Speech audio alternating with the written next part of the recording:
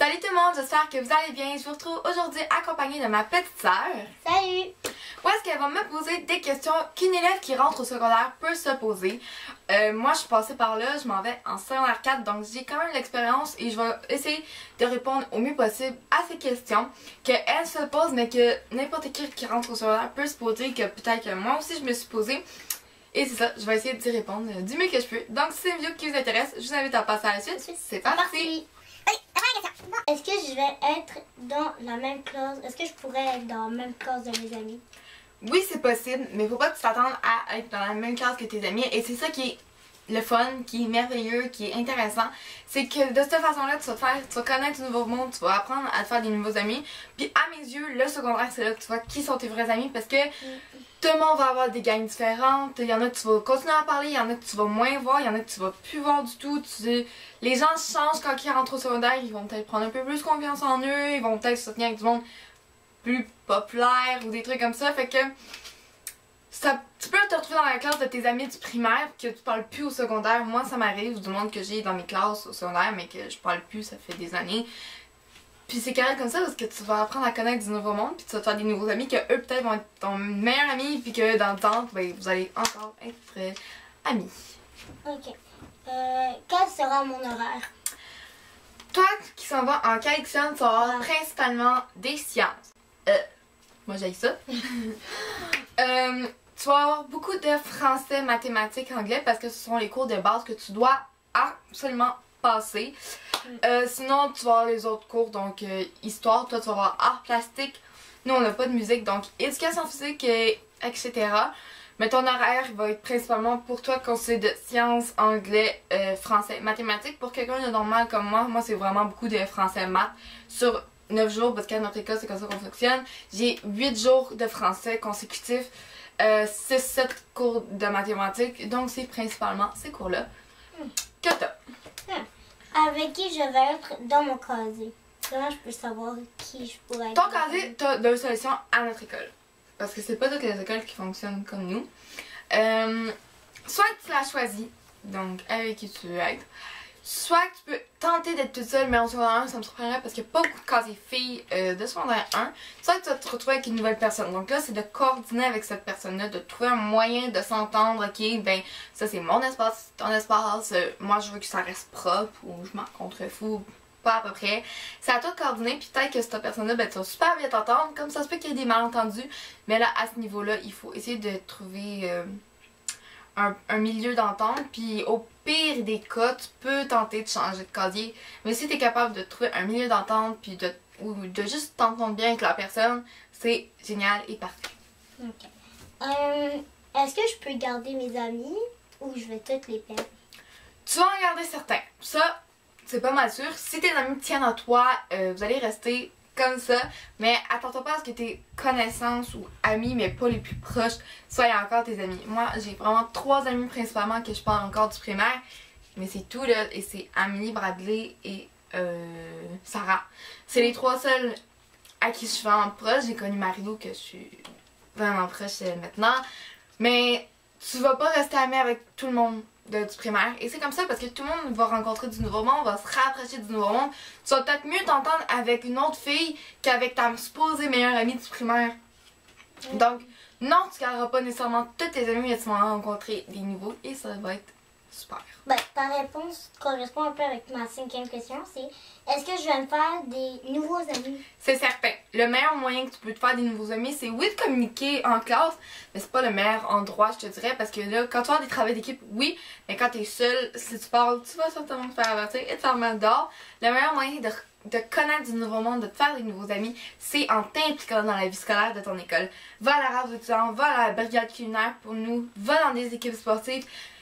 Implique-toi dans le plus d'activités possible. Si toi, le conseil d'élève t'intéresse, ben vas-y, gêne-toi pas. Si tes amis sont pas intéressés, c'est pas grave. Vas-y parce que tu vas rencontrer du monde qui va avoir une passion pour ces activités-là dans lesquelles tu vas t'intéresser puis vous allez créer des nouveaux liens. Comment vont être les profs? Ça, c'est ton caractère à toi. C'est sûr qu'il y a des profs qui sont plus sévères, il y en a qui sont plus cool, chill, le fun, mais il y en a... Si toi... Moi, pour les profs sévères surtout, je te le dirais que si toi, t'es un élève qui écoute, qui respectent pas, qui respectent toujours envers le prof va être respectueux. Il y en a des profs qui ne sont pas pantoute. Moi, pour des raisons stupides, je me faisais engueuler par une de mes professeurs, puis j'en revenais pas, puis elle était vraiment pas agréable, c'était pas le segment avec tous les élèves de la classe. Mais absolument, si t'es correct que le prof va être correct, c'est sûr que si tu le fais chier, il va te faire chier, puis il va trouver le meilleur moyen pour le faire, parce que dis-toi que peu importe ce que tu fais, tu lui fais pas tant perdre ton temps parce qu'il va gagner son salaire pareil. C'est toi qui es perdant là-dedans. Est-ce que je pourrais oublier mon code de cadenas pour l'écraser? Oui, mais arrange-toi pour ne pas l'oublier. Donc, écris-le toi dans ton agenda d'école principalement parce que c'est lui qu'il te faut. Toi, tu as un autre agenda, donc écris-le toi. Tu sais, comme, essaie de te le marquer, mais donne-le à personne. Parce que les vols de casier, ça se fait comme ça. Donc, oui, tu peux l'oublier, mais si tu te le marques, puis à force de le faire, ça rentre tout seul. Puis en plus, à notre école, il donne 3 chiffres, mais tu as juste à faire les 2 premiers chiffres, puis ça va ouvrir. Donc, très simple à faire. Est-ce que je suis obligée de prendre l'agenda de l'école? Oui, c'est une obligation. C'est pour être sûr que tu es un élève de l'école. Il faut que en tout temps tu l'aies dans ta classe. Et c'est pas nécessairement par rapport à tous tes profs, mais si tu as un remplaçant puis que lui veut être sûr que tu es nickel beau séjour, ben, dans ton agenda, il y a ton code d'élève, il y a tout qui est écrit. Il te faut constamment ta carte d'étudiant et ton agenda. C'est le plus important à avoir dans tes cours. Mais je peux quand même avoir un autre agenda à côté. Oui, si tes profs te le tolèrent. Si le prof te dit non, ben c'est tant pis pour toi, tu ne pourras pas. Vais-je manger à l'école? Est-ce que je peux manger à l'école? Ça, c'est je suis obligée d'aller chez moi? Ton choix, mais tu sais, moi je préfère manger chez moi, mais je sais que ça m'énerve de devoir marcher, même si c'est juste 10 minutes, le marcher puis de retourner à l'école. Donc, au lieu de manger à la cafétéria, parce que disons que j'ai eu des belles expériences à la cafétéria qui fait que j'ai plus envie de manger là, moi et mes amis, on s'est trouvé des spots dans l'école où aller manger. Des fois, on va manger dehors, des fois, on mange. Nous, on dit que c'est notre banc rouge. On s'est trouvé des petits raccoins où est-ce qu'on peut y aller sans se faire déranger. Donc, tu peux manger à l'école sans problème. Tu peux aller à la cafétéria si toi, t'apprécies. Si t'apprécies pas, il y a d'autres coins dans l'école que tu peux trouver. Sinon, ben, tu peux manger chez toi. C'est juste qu'il faut que tu prennes le temps de t'y rendre et de revenir à l'école. Et souvent, ce qui arrive quand tu commandes en secondaire 1, ben tu sais pas trop combien de temps ça te prend à manger, aller, retour. Fait que t'as plus de chances d'arriver en retard. Donc je dirais que pour ta première année, t'es peut-être mieux de manger à l'école. Puis de quelques fois essayer de voir combien ça te prend de temps de manger à la maison. Surtout en hiver, mange à l'école. C'est le meilleur conseil que je peux te donner. À quelle heure faudrait que je me lève le matin? Tu sais, pour pas être en retard à l'école. Moi, je prends le temps de me maquiller, mettre mes verres de contact, me réveiller, de déjeuner. N'oubliez pas de déjeuner, c'est hyper important. Moi, c'est quand je vais m'emmener un smoothie en classe pour être sûre de bien tenir parce que souvent, j'ai longtemps à tenir jusqu'au dîner. Je suis quelqu'un qui a besoin de manger, qui va tomber dans les pommes si je ne mange pas le matin. Même des fois, mon déjeuner ne me tient pas assez longtemps.